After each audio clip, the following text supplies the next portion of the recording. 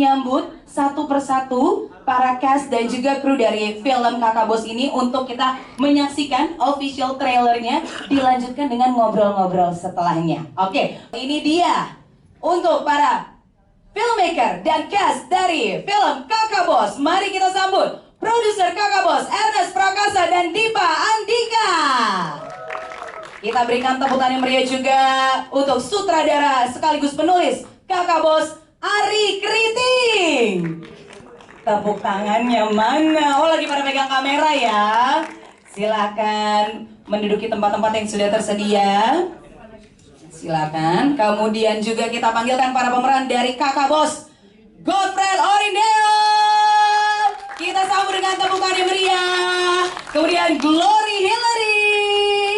Kita sambut dengan tepuk tangan juga untuk Putri Nere, Mamat Al-Katiri, Abdur Arsyad, Aurel Mayori, Jun Funky Papua dan juga Elsa Japasa. Teman-teman media, mari kita berikan tepuk tangan yang meriah. Ini dia filmmaker dan juga cast dari film Kakak Bos. Buat para filmmaker dan yang ada di sini, udah pada siap nonton trailernya? Siap. Kalau begitu, untuk kesempatan pertama kalinya perdana bersama-sama, mari sama-sama kita saksikan. Ini dia trailer film Kakak Bos.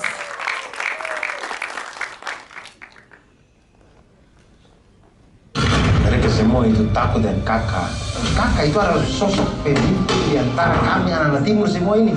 Ini persoalan harga diri saya di mata anak perempuan saya. Lalu sekarang kakak berencana apa? Angel, mulai sekarang papa mau jadi penyanyi. Penyanyi? Ternyata aku bisa menyanyi. Sebenarnya saya juga kurang tahu. Saya mau hubungi Alan, dia kan produser musik. Kita tes vokal aja. Oke. Ini harus aku lewati. Bagaimana? Baru belum ada yang kasih tahu Kakak Bos kalau dia bersuara jelek, Kak. Kalau dia ngamuk gimana? Mas Sakit adalah Kakak Bos. Kakak Bos itu terlalu percaya diri kalau dia tuh amazing suaranya. Apakah dia penyanyi terkenal? Kok akan bikinkan Kakak Bos lagu? Rege, kakak bos suara tuh macam kambing mau mati. Kok berharap dia mau jadi penyanyi model apa? Buta huruf. Kayaknya lo harus lihat video ini deh. Itu papa lu kan? Bukan. Beneran, dari botak-botak itu papa lu banget. Ini bukan papa gua. Sudahlah, tidak usah lanjut-lanjut buat lagu lagi. Papa bersuara itu memang tidak bagus. Angel bilang begitu sama kau.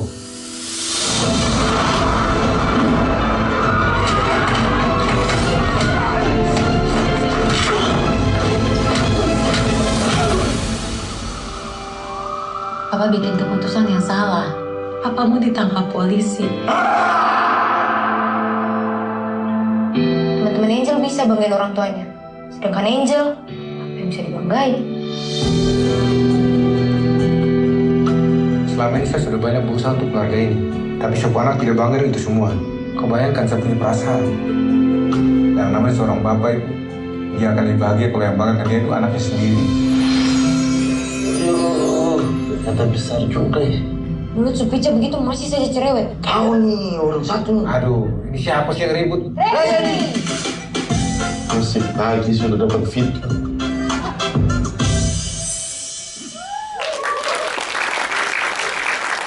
Nah, mungkin sebelumnya buat yang ada di sini, teman-teman filmmaker dan juga cast dari film Kakak Bos mau menyapa teman-teman media di sini, boleh? Yang sudah pegang mic, halo-halo dulu boleh? Halo. Ya bener sih, emang halo-halo sih. Terlalu kampung mas, terlalu timur Anda, terlalu timur. Mamat katanya tahu yang paling keren. Gimana Halo menyapanya? teman-teman media, apa kabar? Wih. Itu bukan timur. Oh gitu. Anda Bagus, terlalu Mas timur, Mamat. Mas Abdur. Nggak ada yang lebih lucu lagi, Mama? Nggak ada yang lebih lucu lagi? Terlalu kasih beban di MC. Biasanya habis nikah masalah banyak loh. Nah, oke, kita boleh kembali ke Kakak Bos aja ya. Ya, kita ke Kakak Bos ya. Nanti kita ke Mamat ya.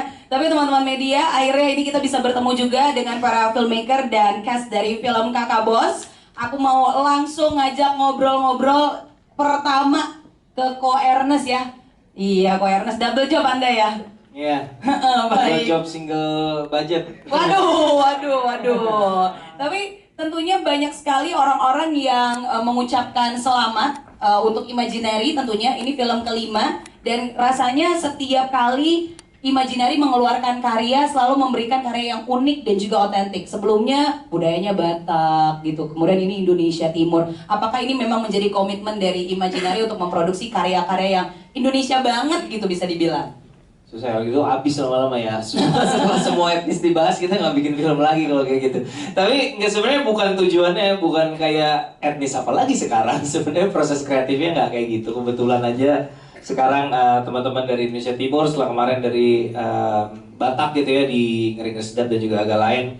Sebenarnya film ini lahir dari, mungkin nanti Ari bisa cerita lebih banyak, tapi obrolan saya sama Ari tentang konsep film ini udah terjadi dari 2017 ya, ketika kita syuting Susah Sinyal. Ari itu tuh pernah cerita kalau kenapa sih kalau film Indonesia Timur tuh lebih banyak yang menceritakan tentang sedih-sedihnya gitu, penderitaan, ya memang hal-hal yang realita ya di kesenjangan yang terjadi antara kita yang di Jakarta dan teman-teman yang di Indonesia Timur jauh di sana gitu. Tapi diceritakan lebih banyak yang dukanya gitu. Jadi Ari pengen bisa ada film Indonesia Timur yang main anak-anak Timur asli, tidak apropriasi, artinya orang Timur diperankan oleh orang Timur betulan, sungguhan dan happy gitu, nggak pengen sedih-sedih. Ya udah akhirnya 7 tahun kemudian terwujudlah film ini. Jadi buat kami ini ada sebuah, biasanya kita kalau ada kreator datengin kita untuk menawarkan sesuatu, menawarkan project. Kalau aku pribadi pastinya aku tanya adalah why-nya gitu, bukan cuman what-nya, bukan cuman what-nya ini cerita tentang apa, tapi why. Kenapa kita perlu bikin film ini?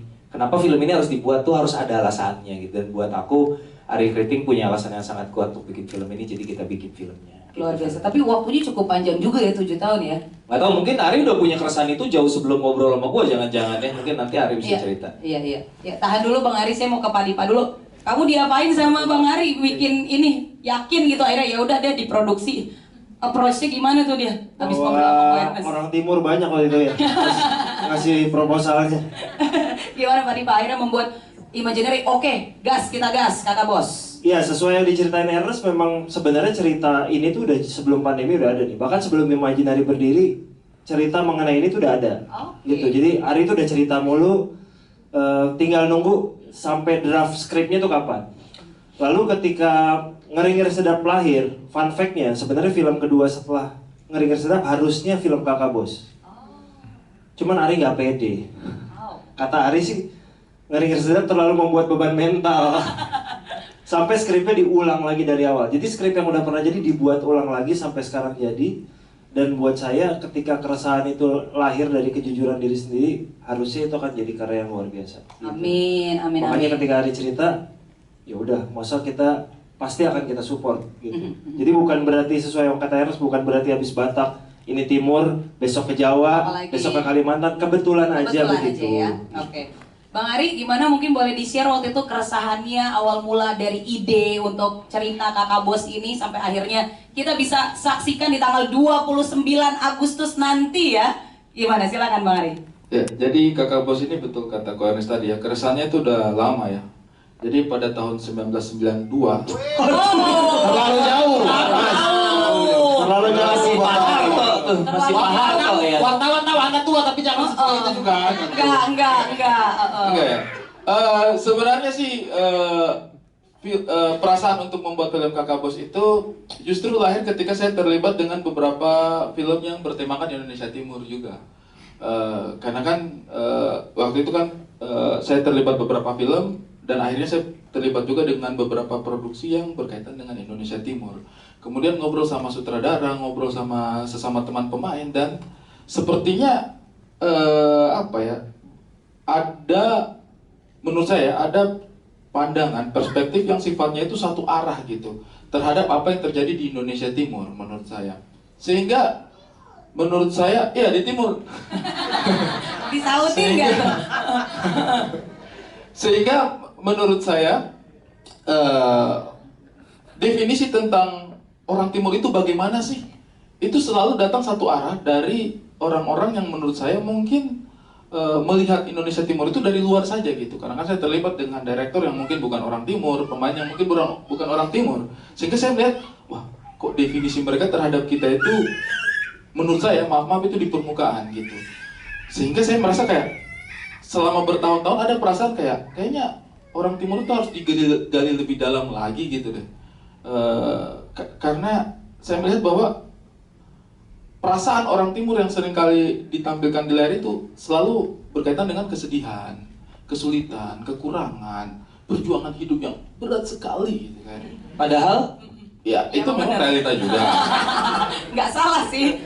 Dan saya melihat bahwa layar film Indonesia itu ketika beririsan dengan tema-tema Indonesia Timur itu selalu berusaha mencari bahan bersyukur gitu. Kayak oh kita cuma dijadikan bahan bersyukur, sehingga keresahan itu membuat saya kayaknya kami nggak segitunya deh gitu, nggak hanya itu gitu. Itu iya, tapi nggak hanya itu.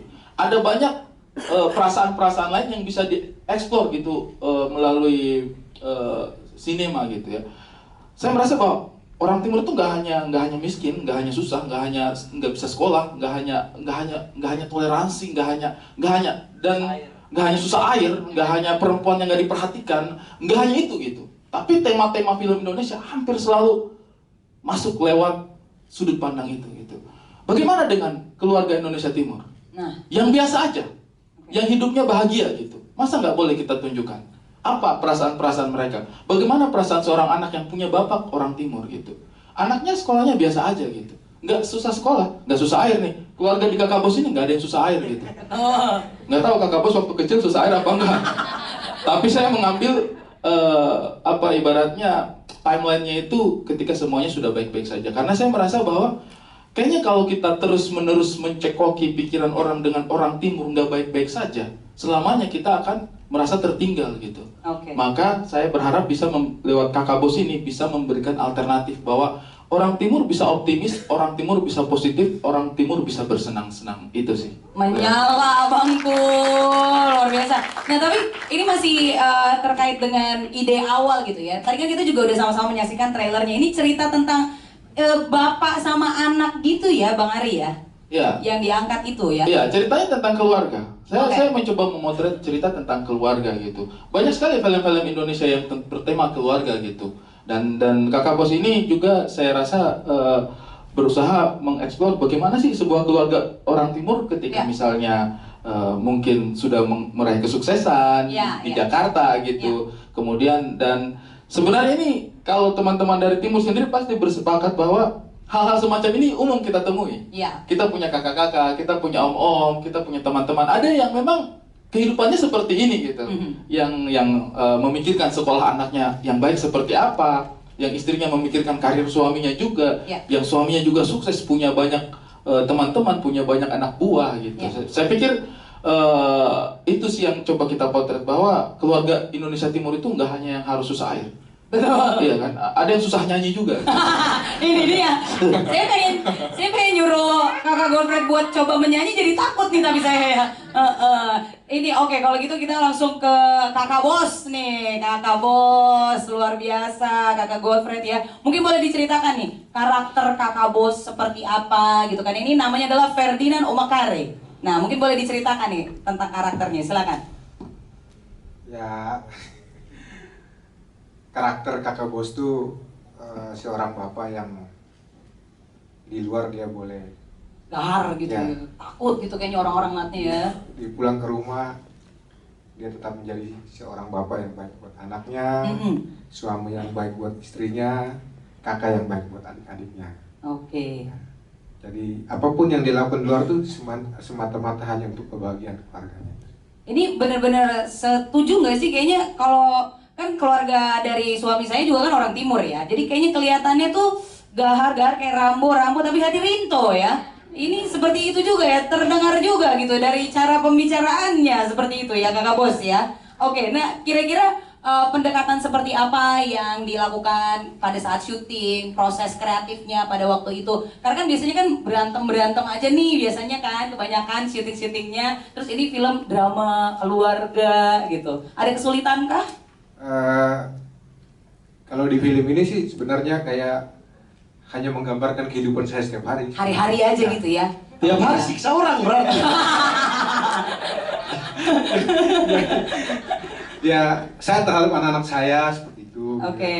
Terus memang selama ini orang banyak mengenal kalau di film kan saya itu dari semenjak 13 tahun yang lalu terlibat dalam film itu hanya tahunya hanya mukul orang, bunuh orang. Takut banget nih. Saja, puji Tuhan kali ini diberi kesempatan saya menjadi bapak yang seutuhnya. Gitu. Oh. Ya, jadi selalu anggapan bahwa orang Timur itu seperti yang di film-film yang lain saya perankan selama ini itu sebenarnya orang Timur tuh seperti di Kakak Bos juga. Ya. Jadi, yang tidak menggambarkan kenapa saya selama ini 13 tahun dikasih film itu terus mungkin gambaran orang Timur bahwa orang Timur itu seperti yang gitu, yang selama ini saya perankan. Iya. Padahal kan orang Timur tuh ya hari-harinya yang kayak gitu nih, yang ini yang di Kakak Bos ini ya. Itu gambaran keluarga Timur seperti itu. Berarti ini ada perasaan yang berbeda banget ya dalam memerankan Ferdinand Omakare ini ya di film Kakak Bos ini ya. Kayak wah ini nih gua nih gitu. Itu sudah. Itu sudah. Ada nggak momen dia nangis nih pas lagi syuting? Ada ya? Ada. Nangis itu beneran nangis yang kayak gitu, ada ya? Ada ya Kakak Bos ya? Itu cerita saya. Iya, jangan spoiler. Enggak Pokoknya ya, ada, ya pas ada. lagi syutingnya aja gitu. Ada. Jadi kalau saya merasa sih salah satu orang yang pertama kali saya temui setelah Ko Ernest dan Bang Dipa setuju untuk bikin film ini itu adalah Bang Godfred, karena saya rasa di antara kami semua anak-anak Timur yang pada akhirnya berkecimpung di industri film ini Kakak Godfred yang paling senior. Cuman saya lihat sih Kakak Godfred itu punya talenta, punya potensi tapi tidak pernah dikasih ruang gitu. Oke. Ya betul, setuju sama Kakak Godfred. Setiap kali main film cuma disuruh maki, tendang orang, maki, pukul orang. Gitu.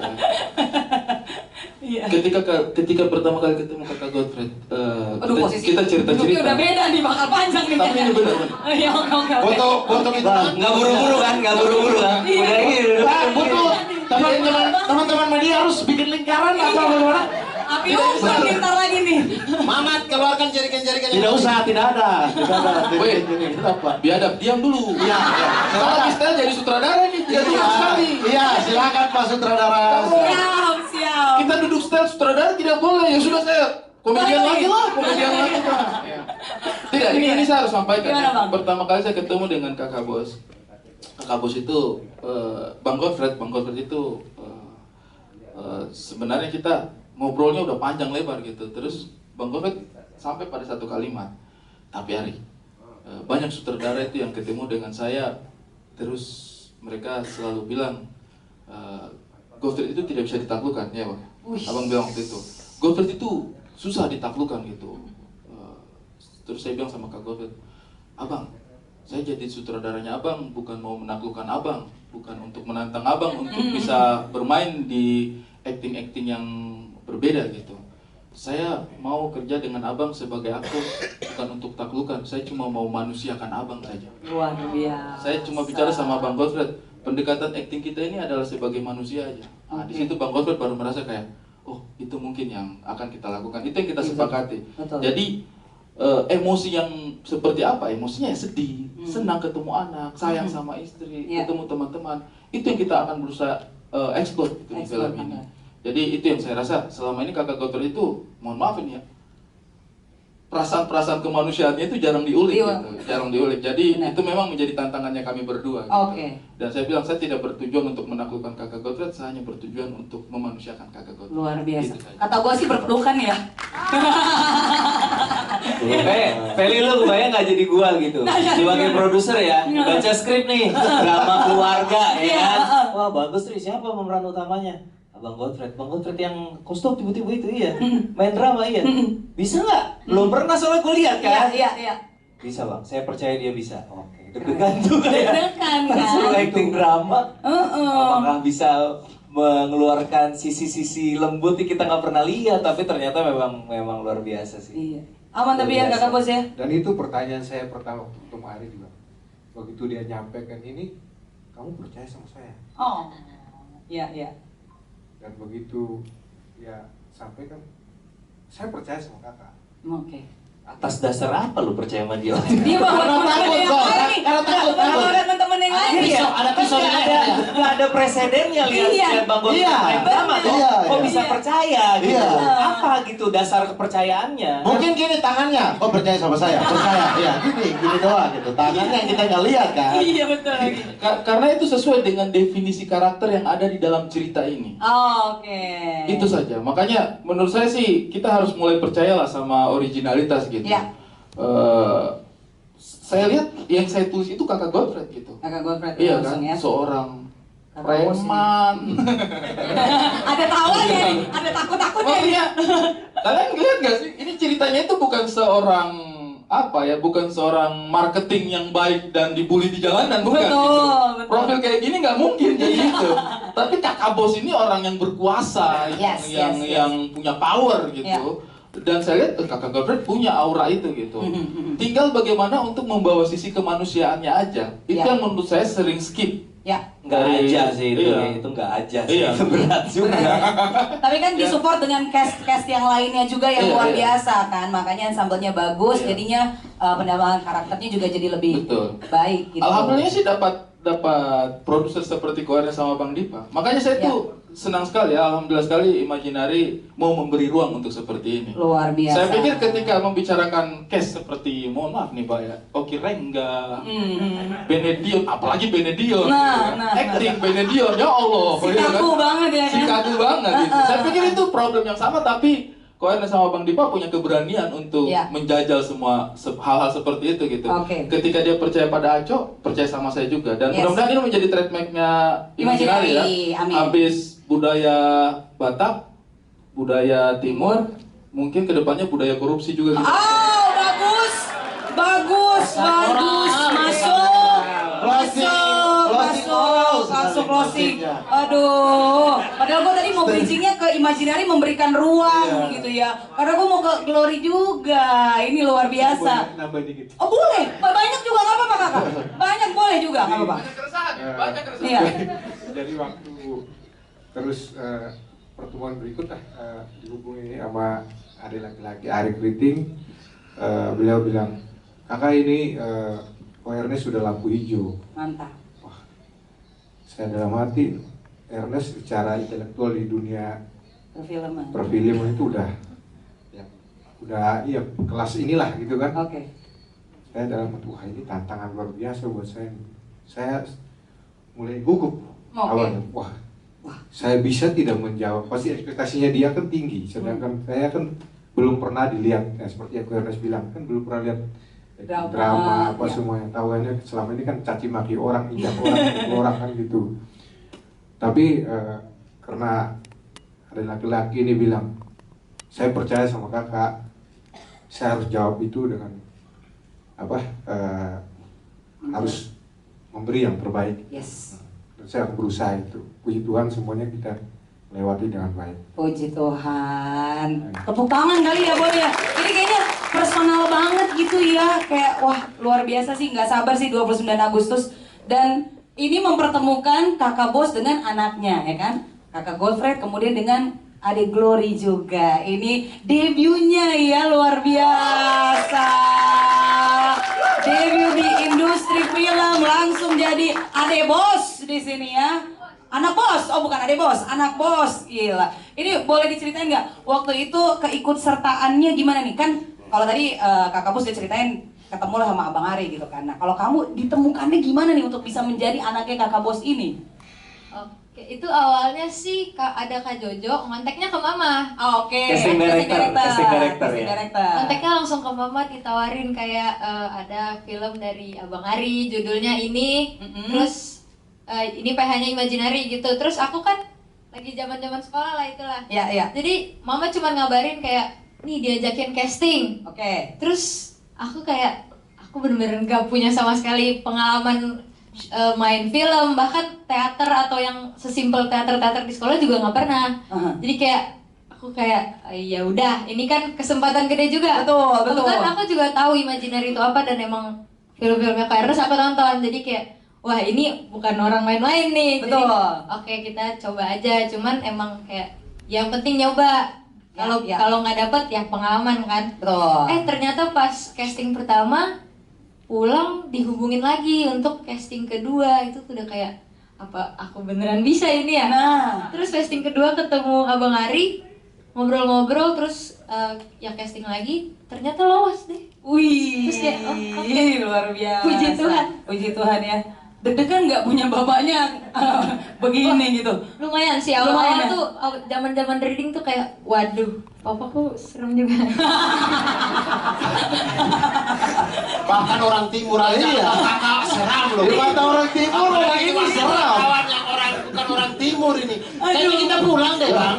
Iya, bener-bener. Tapi akhirnya gimana nih? Ini debut kamu gitu kan, abis itu menjadi anak bos gitu. Karakter developmentnya dari reading, proses kreatifnya pada waktu itu gimana? Menyenangkan? Ada rasa takut atau bagaimana tuh? Takut udah pasti ada, karena Ya. ini kan aku bener-bener gak tahu. Gak tahu ya, bener. Pengalaman pertama banget. Cuman sangat amat menyenangkan sih.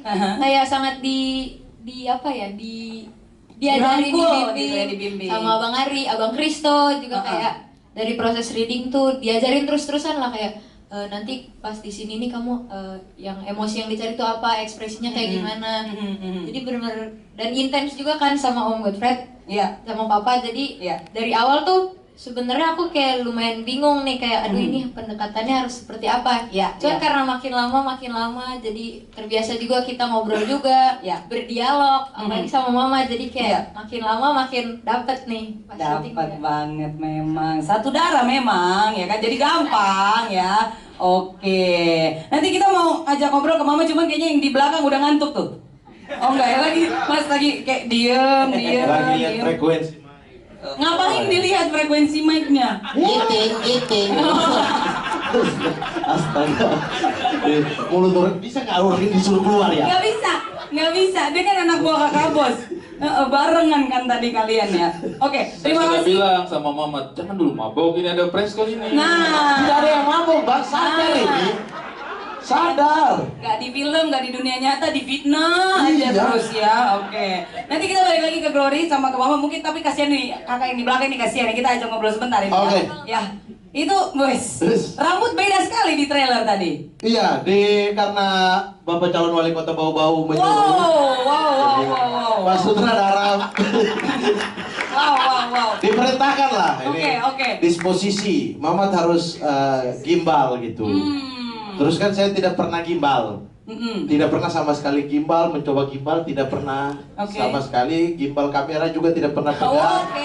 Seringnya gembel ya. Gembel, betul. Iya. Kalau pengen ada punchline-nya Mas, di bawah kamera, iya. Nah itu, jadi ya oke lah, coba. Tapi saya berapa kali negosiasi tuh sama Bang Ari. Negosiasi Bang, apa? Dia maksudnya harus begini. Harus gimbal nih gitu. Iya karaktermu harus namanya reggae, harus semuanya, outfitnya, rambutnya semua harus reggae. Oke lah kita coba. Oke, tanggal sekian gimbal ya. Jadi gimbal itu 1 bulan sebelum mulai syuting. Karena harus lembut. Kalau gimbal terlalu cepat itu dia. Jadi gimbal masih keras gitu. Jadi kayak orang kesetrum, kayak orang kesetrum jatuhnya. Iya. Kelihatan. Nah, ya sudah akhirnya oke ke kantor Imaginary, gimbal dimulailah. Dan itu saya menangis.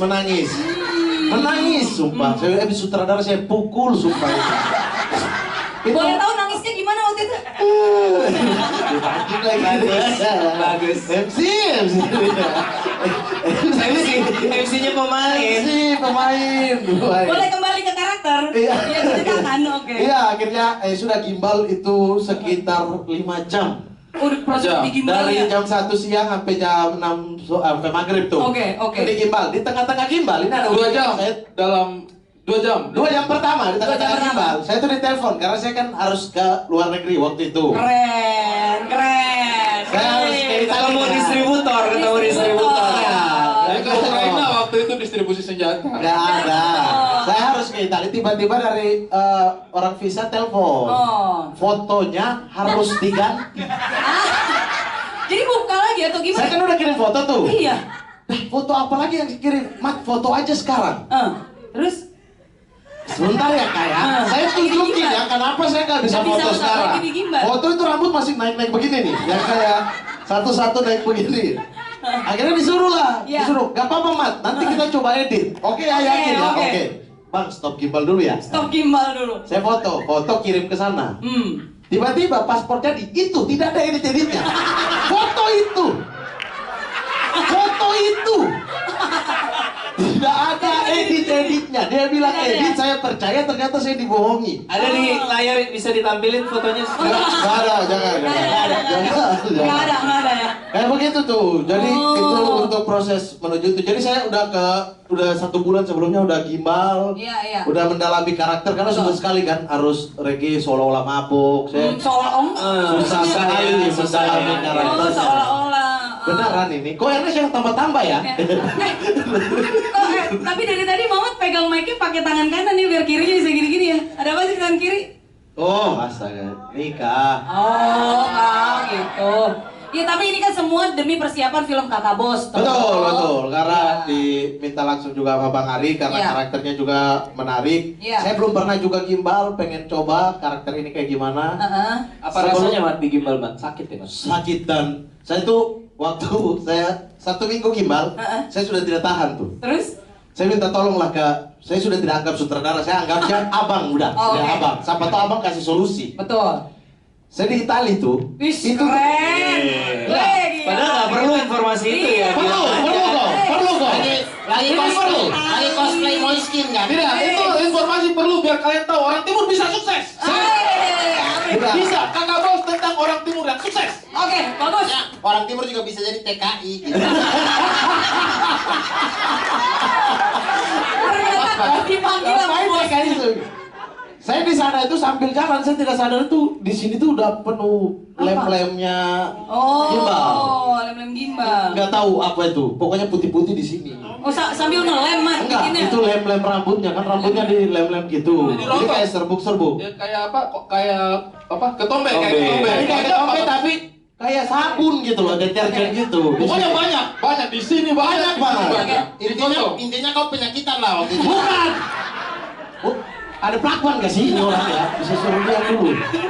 Terus? Saya udah gak tahan lah di sana, udah ini tidur itu nggak bisa. Oke. Sakit sekali dan tidur ketusuk-ketusuk. Saya foto lah ke Bang Ari. Bang, bisa nggak kita explore lagi nih karakter ini? Ya. Bisa tidak saya cabut dulu ini rambut? Oke. Terus? Cuma dirit. Bagus, dirit doang. Ternyata gambar itu dia kirim ke Abdul, mereka dulu jadi bahan tertawaan. Mampus dia. Memang sutradara biadab memang. Cuma jadi bahan tertawaan mereka. Tidak ada respon entah. Adik, sabar dulu ya. Tidak ada. Cuma read doang. Oke. Sampai wih, bagaimana rambut? Kan sudah saya bilang kemarin. Sakit. Iya, tidak ada respon. Dia tidak peduli dengan kehidupan ini. Tapi ini karakternya Mamat yang seperti ini juga seperti itu gak di film Kakak Bos? Dia digituin nggak? Dibully-bully kah atau apa gitu? Itu memang membahagiakan tentunya. dia pas kirim itu dia sengsara. Sengsara sekali ya. Gak apa-apa. Hal yang pertama memang segitiga ini ya. Saya kirim ke Abdul, lihat dia susah ya. Habis itu sama WhatsApp dia, tapi saya lupa. Saya sudah kasihkan ngobrol sama Abdul. Wah, mau Makanya gitu, gak apa-apa Mat, tapi kan yang penting sengsaranya di Itali. Iya. Tapi lama-lama nyaman sih pas sudah lewat 1 minggu, 2 minggu tuh udah. Lama-lama nyoman, apa sih? Nyaman. Nyaman dari kritik nyaman ini. Ya dia sih total banget. Tapi boleh ditanya sama Abdul, salah satu karakter yang cukup menyala di sini. Kakak Bos kan? Iya. Saya sudah bangga ya. Hari kritik. Saya sudah bangga ya ini. Bukan dia Itu juga. saking totalitasnya habis dari Itali kan dia ke Belanda isap-isap ganja di sana. Gak ada. Parah emang. Buta huruf ini wartawan loh semua. Tolong ya. Bahas tidak Jangan sih? pakai ganja di Belanda. Tidak astagfirullah. Aduh, oke. Aduh, tapi itu kan maksudnya karakternya karena namanya siapa? Reggae. Itu jadi reggae di situ ya. Nah, sekarang kita ke Abdul. Jadi bener semuanya itu ya cerita tadi. Iya, betul Kakak. Betul semuanya ya. itu. Oke. Kita boleh kembali ke Kakak Bos ya. Mamat nanti lagi kita explore ya. Oke. Terima kasih, Bang. Terima kasih. Ya, boleh balik tidur lagi. Ya, tadi sore sambil tidur. MC ganti aja ya. Jangan. Oke. Oke, kita ke Abdur sekarang ya. Ini kan karena barengan juga nih bersama dengan Kakak Bos. Nah, kalau karakternya sendiri seperti apa? Kayaknya kalau dari karakternya Mamat kayaknya 11-12 dengan aslinya gitu kan. Kayaknya ya. Kalau karakternya Abdur di film Kakak Bos ini gimana? 11-12 juga dengan aslinya sih. Oh, oke. Bagaimana tuh? Gimana tuh 11-12-nya? Nama karakternya Gafur. Gafur ini tangan kanannya Kakak Bos. Orang yang bisa menjembatani antara orang yang takut dengan Kakak Bos. Jadi ini Kakak Bos, orang-orang di sini yang takut dengan Kakak Bos. Nah, Gafur di tengah-tengahnya tuh. Jadi bisa menjembatani itu, bijaksana. Wise. Terlalu baik, Mas. Gitu. Itu 11-12 kali dengan saya. 11-12. Mamat ada tanggapan? Tidak usah. Begitu. Jadi biasanya tuh memang di setiap, tidak di setiap tapi hampir kebanyakan orang timur yang sukses. Biasanya itu dia punya tangan kanan yang mengikuti dia dari awal dari zaman susah. Dan itu Gafur itu, saya di situ. Lalu kemudian ada juga yang orang timur yang sukses ini, itu ada adik-adiknya yang tidak bisa apa-apa, yang kemampuannya tidak ada, tidak apa, tapi ya sudahlah, daripada kau hidup di jalan atau apa, sudah ikut saya saja. Nah, itulah reggae. Tapi ya.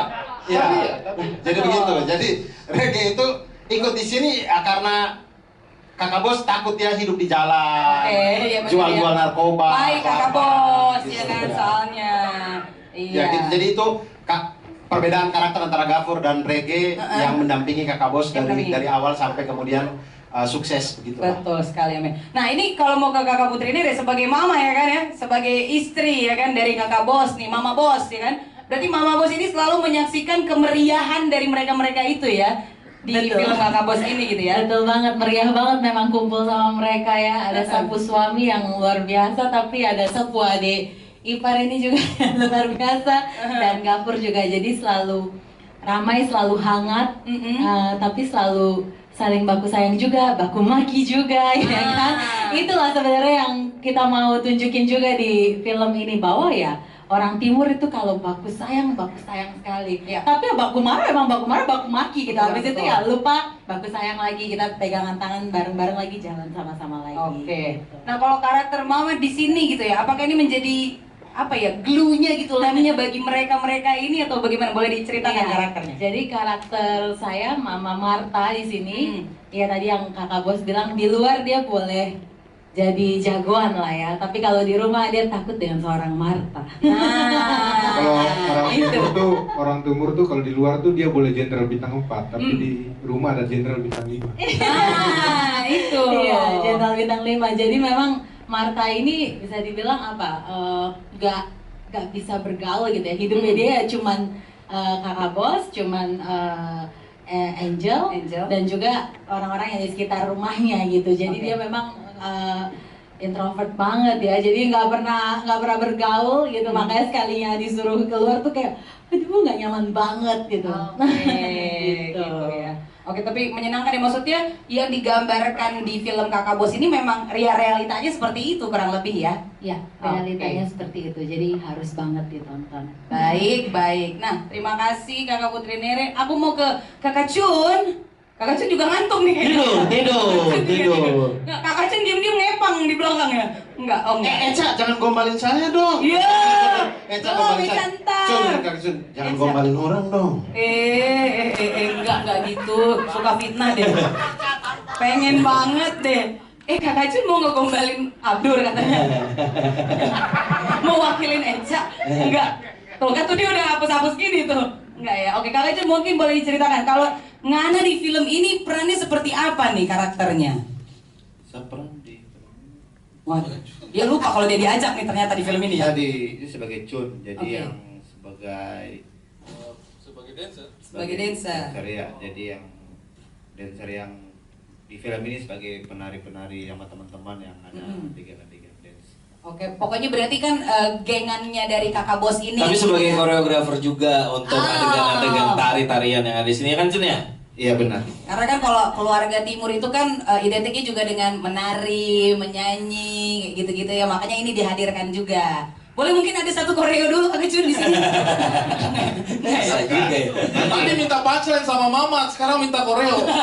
Banyak mintanya ya. Gak apa-apa dong. Biar ada konten gitu. Tapi iya, Cun juga salah satu yang saya temui pertama karena kita pengen di film ini tuh lengkap gitu. Jadi ada pertunjukan acting, kemudian ada fighting juga, kemudian ada tari-tarian juga, ada nyanyi juga, lengkap. Kita tuh pengennya tuh sajiannya itu cukup merepresentasikan Indonesia Timur, tapi kan orang Timur biasanya itu ya dekat-dekatnya kan nyanyi, nari, happy gitu. Nah itu yang kita coba. Makanya saya minta tolong Cun banget di beberapa part. Kalau misalnya lihat di trailer tadi kan ada di dalam diskotik kemudian mereka dance itu saya minta tolong sama Cun. Oke, terima kasih banyak kalau begitu. Saya kalau mau ajak ngobrol lebih lanjut kayaknya dia lebih pengennya nari ya. Jadi mungkin next dulu aja kali. Nanti abis ini kita kasih lagu ya Kakak Cun ya. Boleh ya?